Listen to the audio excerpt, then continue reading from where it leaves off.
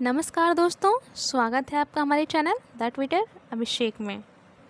तो आज की इस वीडियो में हम पढ़ने वाले हैं एमए थर्ड सेमेस्टर के पाठ्यक्रम में संकलित कहानी परिवर्तन की बात, जिसके लेखक हैं सूरजपाल चौहान। यह एक दलित कहानी है और बहुत ही मार्मिक कहानी है। तो आइए पढ़ना शुरू करते हैं। अरे किसना, ओ किसना। सुबह सुबह रघु ठाकुर आवाज़ लगाता किसना के घर आ धमका। किसना हड़बड़ा कर चारपाई से उठा और आंखें मलते हुए घर से बाहर निकला। उसने सामने रघु ठाकुर को खड़े पाया। किसना कुछ कहे कि ठाकुर स्वयं बोला, किसना भैया, कल रात हमारी गैया मर गई। कैसे मर गई ठाकुर? किसना ने आश्चर्य से पूछा। कुछ पता ना चल सका, कल संध्या में तो दूहा था उसको, लगता है रात की ठंड उसे खा बैठी, ठाकुर ने किसना से कहा। तो मैं क्या करूं? किसने ने ठाकुर से कहा। करेगा क्या? उसे उठाकर फेंका और जो खाल वाल उतारनी है सो उतार ला। किसना ने एक बार ठाकुर की ओर देखा और बिना कुछ कहे मुड़कर अपने घर की ओर चल दिया। ठाकुर ने किसना से ऊंची आवाज़ में कहा कि वह जल्दी से अपना काम निपटाए। उधर ठाकुरों के मोहल्ले में गाय के मर जाने पर तरह तरह की बातें हो रही थीं। ठाकुर हरप्रसाद ने रघु के प्रति सहानुभूति प्रकट करते हुए कहा, रघु, तुम्हारी गाय मर गई, मुझे बहुत दुख हुआ है, लेकिन एक तरह से अच्छा ही हुआ। चारा खाती थी, पंसेरी और दूध बस छठाक भर। कह तो ठीक रहे हो, मेरा दिमाग खराब था कि रामू की माँ के कहने पर खरीद ली, वरना गाय इस युग में किस काम की। यह पशु तो फालतू का बनकर रह गया है, इसकी उपयोगिता अब रही कहाँ। इसके बछड़े बड़े होकर बैल बनते थे, अब नई नई तकनीक के आने से खेती के कामों में बैलों का महत्व भी नहीं रहा, ठाकुर हरप्रसाद ने कहा। फिर भी भैया, गाय तो गौ माता। रघु ठाकुर ने मरी गाय की ओर देखते हुए कहा। अरे कैसी गौ माता, भैंस माता कहो अब तो। हरप्रसाद ने अपनी बात आगे बढ़ाते हुए फिर कहा, भैंस अधिक दूध देती है, भला गाय कहाँ ठहरती है भैंस के आगे। गाय ने ठाकुरों के कुएं के पास ही दम तोड़ दिया था। ठाकुरों का पूरा मोहल्ला पानी भरने के लिए तरस रहा था। ठकुराइनें रह रहकर मरी गाय को कोस रही थीं। उनमें से एक ने मरी गाय की ओर थूकते हुए और अपनी साड़ी के पल्लू से नाक ढकते हुए कहा, नास पीटे ने यही मरना था, कहीं दूर जाकर मरती। रात भर गाय का शरीर फूल कर दोगुना हो गया था। लोगों ने अपने मुंह और नाक कपड़ों से ढके हुए थे। समय निकला जा रहा था। रघु ठाकुर को अब बेचैनी होने लगी थी। उसके चेहरे पर कई भाव आ रहे थे। साले चमरा के घर में खुद चलकर गया, फिर इतनी देर लगा रहा है आने में, ठाकुर मन ही मन बड़बड़ा रहा था। आजकल इन साले चमारों के नखरे ज़्यादा ही हो गए हैं, हरप्रसाद ने रघु की ओर देखते हुए कहा। इसलिए तो मैं खुद चलकर उस देर से कहकर आया था, लेकिन उस साले की यह मजाल, ठाकुर ने दांत पीसते हुए कहा। सभी की नज़रें उधर ही लगी हुई थीं जिधर से किसना को आना था। उधर से आहट होती तो सभी शुतुरमुर्ग की तरह ऊंची गर्दन करके देखते और सोचते, शायद किसना आ रहा है। सूरज सिर पर चढ़ाया था, लेकिन किसना का दूर दूर तक पता नहीं था। रघु ठाकुर ने बड़े बेटे रामेश्वर को 2 बार किसना के घर उसे अपना काम याद दिलाने के लिए भेजा। रामेश्वर दोनों बार अपना मुंह लेकर लौट आया। ठाकुर के चेहरे का रंग उड़ा हुआ था। सर्दी के दिनों में उसके चेहरे पर पसीने की बूंदें साफ नजर आ रही थीं। अब क्या होगा? किसना समय रहते नहीं आया तो गाय की देह से बू आने लगेगी, ठाकुर सोचकर परेशान हो उठा था। गली के कुत्ते भी अवसर की तलाश में बैठे थे। भला कौन करे इतनी देर तक देखभाल, बस सड़ांध बिखरने ही वाली थी। रघु ठाकुर अपने बेटे रामेश्वर व हरप्रसाद को लेकर कृष्णा के घर चल दिया। लाठी उसकी मजबूत मुट्ठी में थी। उसने कृष्णा को चारपाई पर बैठे देखा। ठाकुर के तन बदन में आग लग गई। उसने लाल लाल आंखें दिखाते हुए कृष्णा से कहा, मैं खुद तुझे गैया के मर जाने की सूचना देकर गया। 2 बार रामेश्वर ने भी आकर तुझे याद दिलाई, लेकिन तेरे कानों पर जू तक न रेंगी। ठाकुर ने अपनी बात को आगे बढ़ाते हुए फिर कहा, चल जल्दी कर, देख दिन गरमाने लगा है, कहीं ऐसा ना हो कि गाय के शरीर से सड़ांध उठने लगे। कृष्णा निडर होकर ठाकुर की बातें सुने जा रहा था। उसने ठाकुर की ओर देखा और गला खंखारते हुए बोला, ठाकुर मैंने मरे जानवर उठाना बंद कर दिया है। ठाकुर कृष्णा के मुंह से ये शब्द सुनकर हैरान था। उसने कृष्णा की बात अनसुनी करते हुए कहा, भैया हम और हमारे बच्चे पानी पीने को भी तरस गए, गाय कुएं के पास मरी पड़ी है, चल जल्दी कर। ठाकुर मैंने और मेरे मोहल्ले के सभी लोगों ने मरे जानवर उठाना बंद कर दिया। इस बार कृष्णा के स्वर में तेजी थी। ठाकुर की भौहें तन गई थीं। उसका गुस्सा 7वें आसमान पर था। उसने इधर उधर देखा। कृष्णा के मोहल्ले के सभी लोग एकत्र हो चुके थे। ठाकुर ने अपने गुस्से पर काबू पाते हुए कृष्णा से कहा, कृष्णा तुझे क्या हुआ है?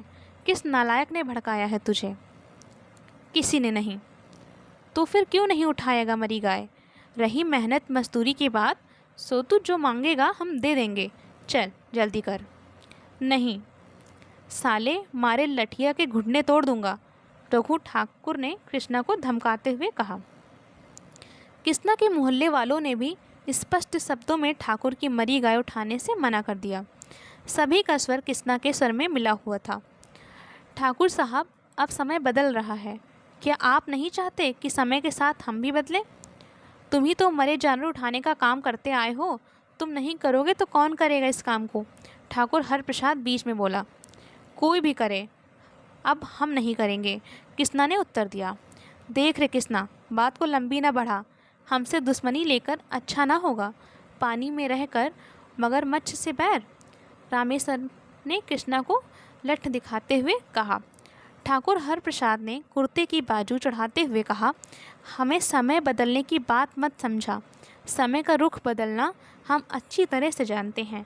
यदि अपना और अपने परिवार का भला चाहता है तो जल्दी से चलकर अपना काम निपटा आ।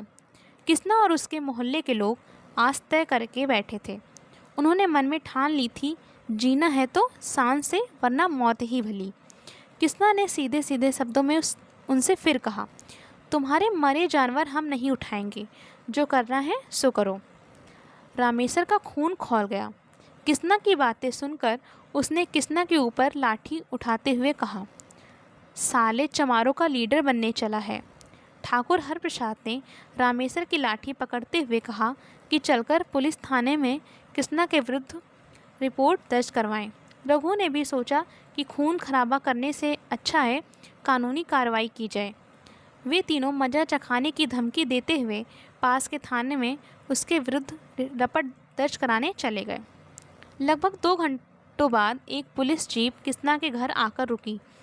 जीप से उतरते हुए थानेदार ने हाथ में डंडा घुमाते हुए कृष्णा से पूछा, क्यों रे, तू गाय क्यों नहीं उठा रहा? क्या उन्होंने तुझे मजदूरी देने से मना किया? नहीं साहब, मजदूरी की बात नहीं है। तो फिर क्या परेशानी है तुझे? थानेदार साहब, हमने फैसला किया है कि मरा जानवर उठाने का काम नहीं करेंगे। कृष्णा ने थानेदार के सामने निर्भीकता से अपने विचार रखे। कृष्णा की निर्भीकता पर थानेदार हैरान था। उसे विश्वास नहीं हो रहा था कि एक चमार उसके सामने इस तरह से बात करेगा। कृष्णा की बातें सुनकर थानेदार के माथे पर सलवटें उभर आई थीं। उसने खींच कर डंडा कृष्णा के दोनों हाथों पर दे मारा। कृष्णा दर्द के मारे कराह उठा। थानेदार ने आंखें दिखाते हुए उससे कहा, सालों, तुम लोग गांव की व्यवस्था बिगाड़ना चाहते हो? थानेदार ने गांव की व्यवस्था बिगाड़ने के जुर्म में उसे थाने में बंद करने की धमकी दी।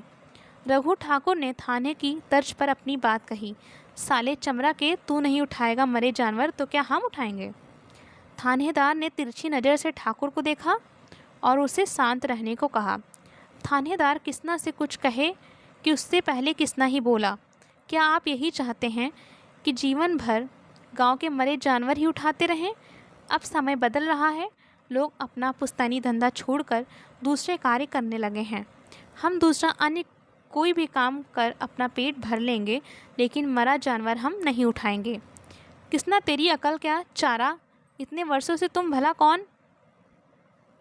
साहब, क्या आप नहीं चाहते कि हम अपना यह धंधा छोड़कर कोई और धंधा करें? क्या हम सम्मानपूर्वक जीवन व्यतीत नहीं कर सकते? वार्तालाप थानेदार और किसना के बीच चल रहा था, लेकिन बातों का असर रघु ठाकुर पर हो रहा था। ठाकुर की समझ में बातें कुछ कुछ बैठ रही थीं। उसने तुरंत पैंतरा बदलते हुए किसना से कहा, किसना भैया, मरी गाय उठाना तो पुण्य का काम है। मरा कुत्ता या बिल्ली होती तो और बात थी, फिर गाय तो गौ माता कहलाती है। वही मैं सोच रहा हूँ कि गाय को गौ माता कहते हैं, परंतु माता की यह कैसी दुर्गति। वाह, यह कैसी माता है तुम्हारी, किसना ने ठाकुर की चाल को समझते हुए कहा। रघु ठाकुर कृष्णा की बातें सुनकर बौखला गया। वह आपे से बाहर हो गया था। उसने आनन फानन में लाठी किसना पर चला दी। किसना चौकन्ना था। वह लाठी का वार बचा गया। थानेदार ने बीच किसना चौकन्ना था। वह लाठी का वार बचा गया। थानेदार ने बीच में आकर ठाकुर को रोका। ठाकुर की इस हरकत पर किसना भी गुस्सा गया। उसने भी ठाकुर के ऊपर लाठी तान दी। उसके दूसरे साथी भी भागकर अपने घरों से लाठी और बल्लम ले आए। थानेदार ने सभी को धमकाते हुए कहा कि यदि आपस में झगड़ा किया तो दोनों पक्षों को थाने में बंद कर दिया जाएगा। थानेदार ने डरा धमका कर दोनों पक्षों को शांत कराया। ठाकुर किसना से मरी गाय उठाने की जिद किए जा रहा था। किसना ने देखा कि ठाकुर जिद पर अड़ा हुआ है, यह मानेगा नहीं, तो उसने ठाकुर से झल्ला कर कहा, ठाकुर, हम तुम्हारी गाय उठाने को तैयार हैं, बस एक शर्त है, बोलो मानोगे। थानेदार भी सोचने लगा कि चलो किसी तरह से गुत्थी सुलझ जाए। अरे हम तो तेरी हर एक शर्त मानने को तैयार हैं, तू अपना मुंह तो खोल, क्या कहना चाहता है। ठाकुर हरप्रसाद ने किसना से कहा। गाय गौ माता और पूजनीय। हाँ भैया किसना, हम सभी गाय को गौ माता कहते हैं और उसकी पूजा भी करते हैं। हमारे धर्म में तो जो स्थान अपनी माँ का होता है वही स्थान गाय का है। गाय गौ माता है भैया, गौ माता। रघु ने गौ माता शब्द पर जोर देते हुए कहा। अच्छा हाँ भैया, गाय और अपनी माता में कोई फ़र्क नहीं होता, तो तुम इसका माँ की तरह दाह संस्कार क्यों नहीं करते। हाँ फिर तुम चाहो तो हम सब उसे कंधा देंगे, किसना ने ठाकुर से कहा। तेरी तो बहन की, साले खाल खींचा, यदि एक भी शब्द और आगे कहा तो पूरी लाठियाँ मुंह में घुसेड़ दूंगा। तुम हमारी माँ को कंधा दोगे। रघु ठाकुर ने लठिया हवा में घुमाते हुए कहा। थानेदार अवाक और असहाय किसना के मुंह की ओर देखे जा रहा था। रघु ठाकुर, हरप्रसाद व रामेश्वर पैर पटकते और समय कैसे बदलता है हम देख लेंगे कि धमकी देते हुए अपने अपने घर चले गए। थानेदार की पुलिस जीप भी धूल उड़ाती हुई किसना के घर से दूर जा चुकी थी। किसना और उसके मोहल्ले के लोगों में एक अजीब तरह की दहशत फैल गई थी। वे सभी सोच रहे थे, न जाने गांव के ठाकुर मिलकर हमारे साथ क्या कर बैठे। किसना तो उस रात ठीक से सो भी न सका। उसके मन में रह रहकर सवाल उठ रहे थे। वह सोचने लगा, ठाकुरों से झगड़ा मोल लेकर अच्छा नहीं किया। यदि मरी गाय फेंक भी आता तो क्या जाता। दूसरे पल सोचता, मैंने ठीक ही कदम उठाया है। मटनपुर गांव के हमारे लोगों ने भी तो इसी तरह का कदम उठाया था, तभी तो उस गांव के चमार इस काम से छुटकारा पा सके। यह सोचते सोचते न जाने कब उसकी आँख लग गई। सुबह जब उसकी आँख खुली तो उसने देखा कि मोहल्ले के सभी लोग भीड़ लगाकर हताश और निराश उसके घर के सामने खड़े हैं। कोई कुछ बोल नहीं रहा था, मानो सांप सूंघ गया हो। किसना किसी से कुछ पूछे कि उससे पहले ही उसकी नज़र कांटेदार तारों की बाड़ पर पड़ी। वह देखकर दंग रह गया। उसके और उसके मोहल्ले के अन्य परिवार के घरों के चारों ओर कांटेदार तारों की मजबूत बाड़ खींची हुई थी। इन सभी का आने जाने का रास्ता ठाकुरों की ज़मीन से होकर गुजरता था।